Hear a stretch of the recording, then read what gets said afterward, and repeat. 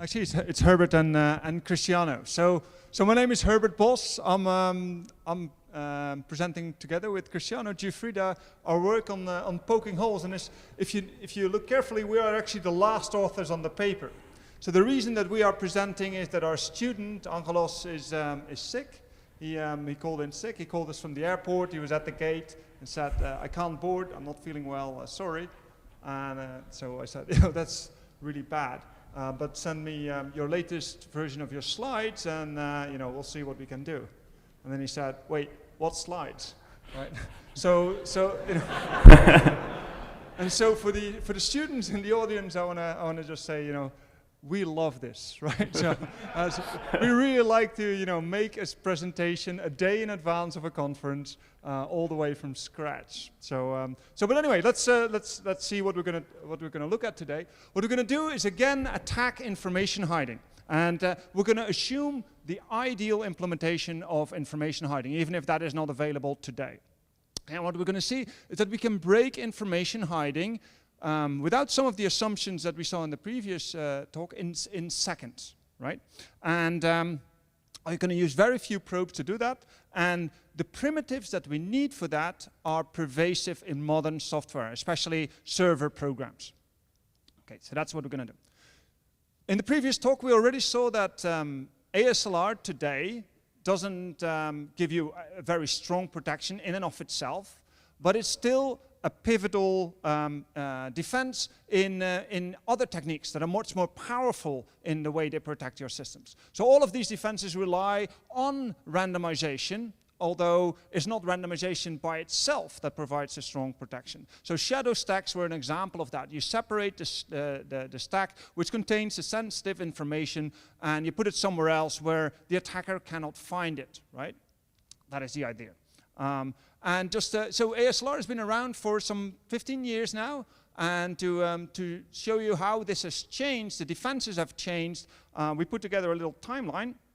So ASLR is a technique that started in the 2001. Very quickly thereafter, it was shown that it's not very good on 32-bit systems. The entropy is simply too low.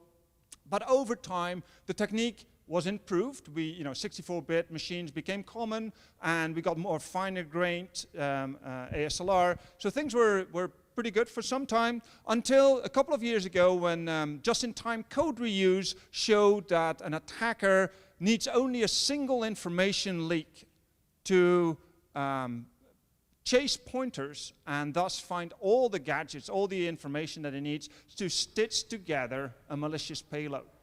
Okay, so that changed the game a little bit, so we needed new defenses, and this is when the whole class of defenses that rely on information hiding came about. So here we have sensitive information, so all of the pointers, we remove them from memory, all the interesting pointers for an attacker, we remove them from memory that an attacker can reach and place them in a hidden region somewhere. And we make sure that there is not a single pointer pointing to that hidden region, okay? So that even if you leak information from memory, you will not find the hidden region.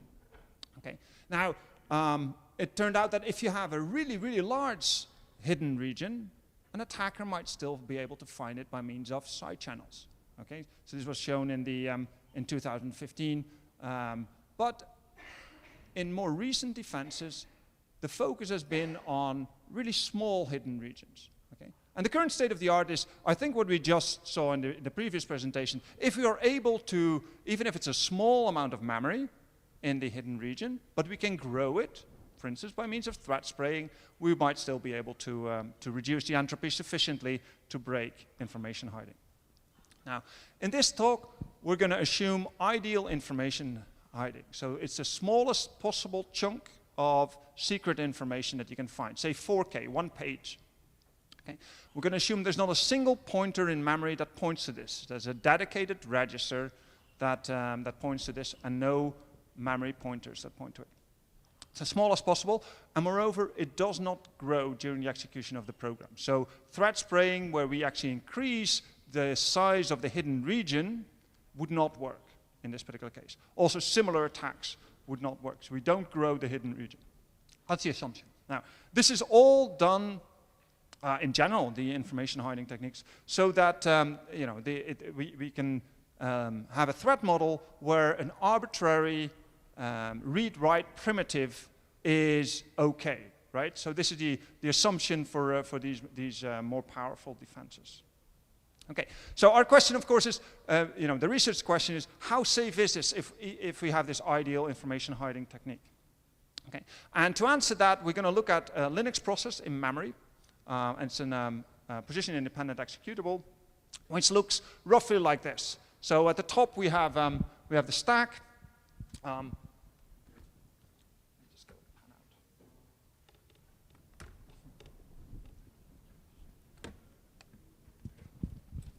A stack which grows downwards, and then below that we have an area with the heap and some code and mmap area, and they only cover a very small amount of the total address space, right? So much of the address space is not mapped at all. It's a hole. These are the holes in the address space. Okay, and the three main holes in the address space are the three holes that are pointed at here. There's some smaller ones also, but these are the ones that we need to worry about. Okay, so the holes in the address space. And if we generate some secret region, some hidden region, it's going to be put at a random location somewhere in one of these holes. For instance, this could be the large hole at the bottom, which is actually a very, very large hole indeed. Okay, so this would be one page of memory that is the hidden region somewhere in this enormous hole. Okay, and just to show you how large these holes are, the hole at the bottom, hole number A, ranges between, so it's a random-sized hole that ranges between 130 terabytes and 131 terabytes, and in that enormous space, there's one page that you're looking for. Okay. Could also be in one of the other holes, which are a little bit smaller. Okay. So probing just for that small chunk of information, that 4K page, is probably not going to be a very feasible attack. It's going to take a long time. So what we're going to do instead is not probe for the hidden region, but rather probe for actually the holes. So we want to know how large the holes are. And the intuition here is that, yes, we've removed all of the pointers that point to this hidden region from memory, right? This no longer happens. But there's always one pointer left, right? The one pointer that is left is the size of the hole itself. If we know the size of either of these holes, we can use this as an offset, because it starts at a known base. We can use it as an offset, and then we have a pointer that points to the hidden region. That is the intuition of the attack. Now, what we want to leak is the size of this largest hole, this, for instance, this pointer here. Okay. But that is not something that is written in user space memory, and you just have to leak that information so you know it. But you can try to infer the size of the hole. So we're going to side channel the kernel to reveal the size of this hole. Okay? So the intuition is as follows. What we're going to do is we're going to make the program that we're attacking repeatedly allocate very large chunks of memory. Okay? And then see whether or not the allocation succeeded or failed. Okay? So let's say we allocate a chunk of memory of size L. It's a very large chunk, and it was successful. Then we know that the hole was at least this size. Right? So then we try a different size, a larger size. Okay, so this is a successful one. We try again with a larger size, and oops, this was too large, didn't fit. So the allocation failed. And that means that the size of the hole has to be less than that. Okay, so we do it again, and we keep doing that until finally we hit the exact size of that hole.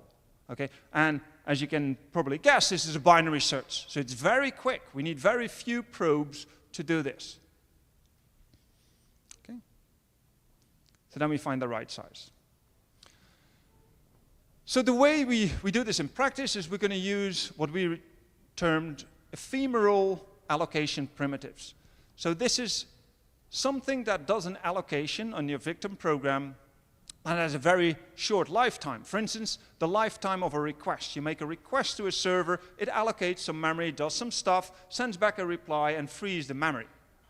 Okay? So the allocation will only remain there until the reply has been returned to the client.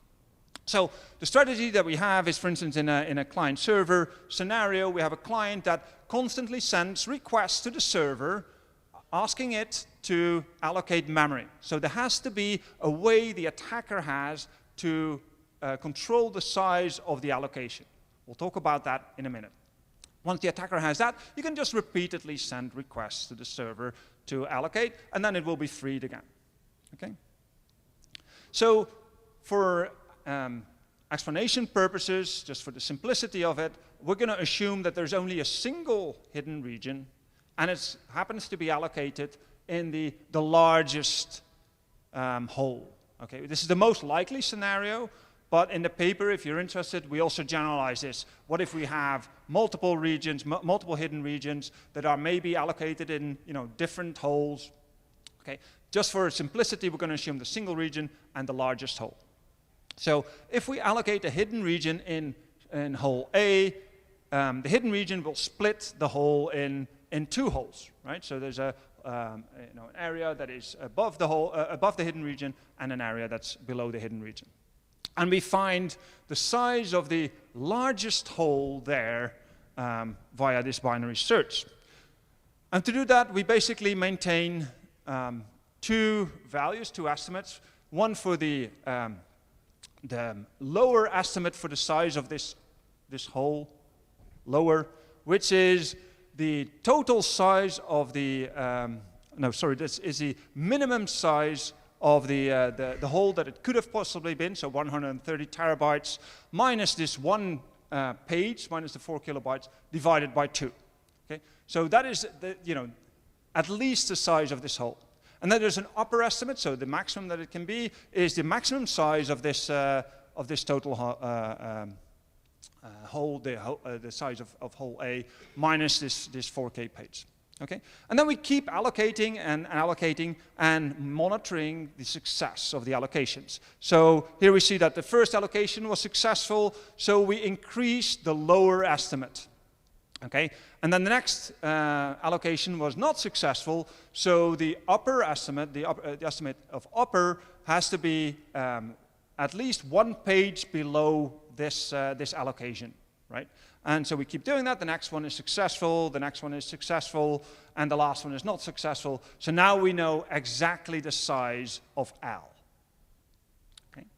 And that works as a pointer. So what we've done is we've reduced this enormous entropy that we had, these 47 bits that you have in a user space process, down to 1 bit. And the 1 bit that we don't know is whether or not the large hole in A is above the hidden region or below the hidden region. But we reduced the entropy to just 1 bit, which I think is a terrific result. Of course, it would be great if we could address this, right? And actually drop the last bit of entropy. Luckily, we found another primitive, which we termed persistent allocation primitive, to do exactly this. So you might recognize the code at this point. It's very similar to the code of the ephemeral allocation primitive, right? For each request, we trigger an allocation, which is with a size that we control. But the difference is that there is no deallocation, essentially, in the middle of the primitive, which means now our allocation is persistent. Now, if you want to craft this primitive in real programs, it turns out it's relatively difficult to do so. But what we found is that we can actually often turn an existing ephemeral primitive into a persistent one. The intuition is that lots of server programs do allocations whose lifetime is attached to events which are directly exposed and controllable by attackers. So the typical example is for each connection, a server program is going to allocate a per connection buffer, which means if we keep the connection open, then the allocation is going to stay somewhere on the heap, and it's going to be persistent. Similarly, server programs keep per request buffers, so you just keep completing the request and reply interaction with the server, and again, the allocation is persistent.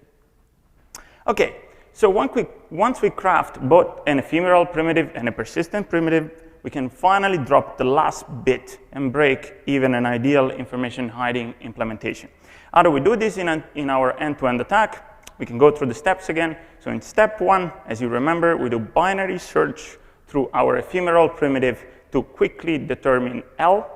In step 2, we're going to use our persistent primitive to fill L. So we trigger an allocation, a persistent allocation of size L, and this essentially causes the program to remove the hole, the largest hole from the address space, okay?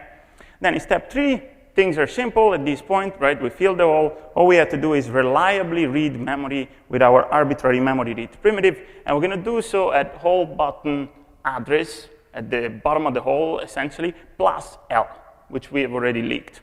Now, if we reconsider the two scenarios we've seen before, what happens in the first scenario is that by doing this arbitrary memory read, we're going to read data at this offset from the hidden area, right? In the other scenario, we start at the bottom, we read at this offset, and we're going to read in the middle of L. But remember that at step 2, we filled L, right, with our own allocation. So what we're going to do is just read 0 bits from 0 pages coming from our allocation. And by looking at the result of the memory read, we can distinguish between zeros and data from the hidden region. So we finally drop the last bit of entropy, and we can determine in which scenario we are and infer the location of the hidden area. Okay? So how do we implement all of this in practice? So of course, we need a way to effect large allocations repeatedly, and also a way to detect whether each allocation failed or succeeded. Okay? So for the first part, what we do is looking for code snippets like this in real programs. This is taken from NGINX, and it's code executed every time you create a new connection. What NGINX will do is call this function NGINX create pool, which creates a per connection pool. Okay? And it will do so taking a size, reading a pool size from memory. This actually comes from a configuration file, and this variable is stored in long-lived memory, which means it's always there, which means if you have an arbitrary memory write primitive, you can corrupt the memory and craft our primitives. Of course, to craft an ephemeral primitive, all we have to do is open the connection, trigger the allocation, close the connection. To turn this into a persistent primitive, we just keep the connection open. Very simple. So, but how do we find many of these code snippets in real programs? We've actually built a tool to do this. And what our tool does is it expects a server to be in some form of quiescent state. Then it taints all memory to simulate an arbitrary memory write controlling all memory. And then it does dynamic taint analysis while we probe the server to figure out which tainted bytes end up in the allocation size argument of our candidate allocation size. So in this particular example on NGINX, our tool will report that there's a number of bytes in long-lived memory which are tainted, and these bytes end up essentially in the pool size argument. So we now know we can craft a primitive and mount our end-to-end attack using this code snippet, abusing this code snippet. Okay, so for the first part, of course, we need a way to detect whether the allocation failed or not. So there's a number of options here. The first one is the most common. It's what we call direct observation. You pretty much, in a web server like NGINX, you pretty much just look at the result of the HTTP response, right? So the intuition is if the allocation succeeds, the server is going to be pretty happy to use a larger buffer, even if it's terabytes. NGINX, in this case, doesn't care, right? It's just going to serve the HTTP request and come back with a response and a positive status code, so HTTP 200. Okay? So in the other case, when the allocation fails, we have an out-of-memory situation, and if you're lucky, with NGINX we're lucky, there is error code paths in the server which handle this situation and just gracefully send back an error code 500 in this case. So you just distinguish between the two cases. In some other cases, you might be less lucky, right? So the application doesn't deal with out-of-memory events, and it just crashes, right? Of course, crashes are not a game over, right, for server programs, because they will just respawn a new worker process, so you can continue. But what's more interesting is that now we have a fault side channel, but just detecting a crash, just by probing the state of the connection, we can detect that the allocation failed and distinguish from the positive case again. We found other cases where you might be really out of luck. There's no direct observation that is going to save you to distinguish the two cases. There's no fault side channel. But what you can still do is look for timing side channels. Okay? So what this means is that you can measure the time it takes to complete a request-reply iteration, and perhaps, depending on the time it takes to complete the whole sequence, you can learn properties on the allocation. A typical example is whenever an allocation succeeds, if you look at what the kernel does, most of the time this huge allocation will be served by a VMA cache. So you get a VMA cache hit, and the kernel, the execution returns immediately to user land. So this is fast, right? That's the fast path. When you have an unsuccessful allocation, the kernel typically will encounter a VMA cache miss, and this will prompt the kernel to trigger a lengthy walk of a red-black tree data structure, which takes measurably longer. So if you time the entire operation, you will be able to distinguish the two allocation scenarios and, again, leak the information you want. A few practical examples of this. In NGINX, we were able to do this by a direct observation. Every time an allocation fails, what NGINX does is pretty much just a connection, prompt the connection close event. In LIDE, we were a bit unlucky at first. So what we observed is this peculiar case of no matter what the allocation does, right, whether it succeeds or not, LIDE crashes. And the reason for this is that when the allocation fails, you get an out-of-memory event which is not handled, so LIDE just crashes. And we kind of expected this. What we did not anticipate is the other scenario, where what happens is LIDE, after a successful allocation, it will try to use our size that we control, the huge size, to actually initialize this buffer, right? So what it would do is, oh, I have a terabyte buffer, no problem. I'm just going to go through it and initialize it with zeros, right? So what this does is just triggering many page faults with the kernel struggling to pin physical memory pages to this huge terabyte buffer. Of course, you run into physical memory exhaustion problems at some point, and you just crash, right? But the nice property of this is that, of course, now you have a timing side channel to distinguish between the two scenarios, as the many page faults take a long time to be handled. So this takes, again, measurably longer. So you can time the time it takes to complete the whole interaction and distinguish the two cases again. Okay, so we did an analysis also on other server applications by applying our tool with a semi-automated analysis. And we found a total of 13 primitives across 4 server applications: bind, LIDE, MySQL, and NGINX. What you see in this table is the properties of the top performing primitive. So as you can see, we found ephemeral primitives in all these applications, persistent primitives in all these applications. And we also looked at whether the primitives were crash-free or not. The only case where we were not able to find crash-free primitives was LIDE. But again, this is not a deal breaker, essentially. You can just respawn processes. And our attack is so fast that you're not going to encounter many crashes in practice. So we also looked at how fast this is, of course. So it turns out this is pretty fast. One reason is that allocations and the allocations are very cheap and efficient primitives, of course. The other more important reason is that the complexity of our end-to-end attack is logarithmic with the size of the address space. Because again, when probing for the holes, we do binary search. So this is super efficient, right?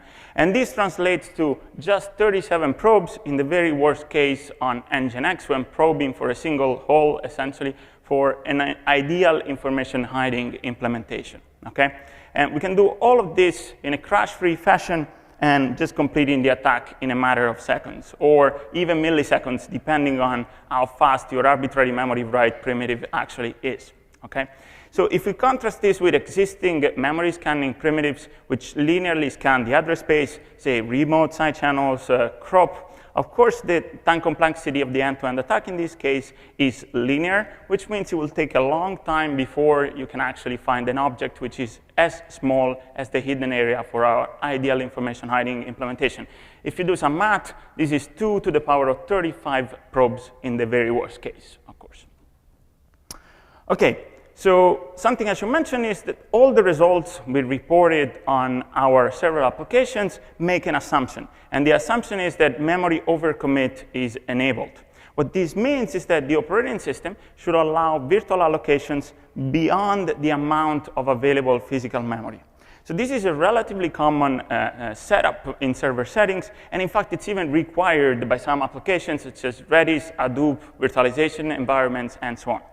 However, keep in mind that even when overcommit is disabled, allocation oracles are still possible. It just means that the attacker has to do a little bit more work to bypass overcommit restrictions. So if you're familiar with Linux, what you can do, for instance, is corrupt the mmap flags to convince the kernel not to count a particular allocation towards overcommit restrictions. So to conclude, we presented allocation oracles. We think this is pretty cool primitives against ASLR, which shown that end-to-end attacks using allocation oracles are efficient, layout agnostic in the sense that no matter what your information hiding-based defense does, we can bypass it. The primitives we found are relatively pervasive in real-world programs. And what we can do with this now is we can bypass all the information hiding defenses, hiding-based defenses. And in fact, we show that even an ideal information hiding implementation is insufficient. So you can patch this problem by disabling overcommit, for instance, limiting the problem, or capping the size of the address space, or for instance, using authenticated page mapper, which Anes presented just before this talk. But we believe that at this point, with these results, it's really time for our community to reconsider our fate in information hiding and switch instead to stronger data and metadata protection techniques based on strong isolation. That's it. Thank you.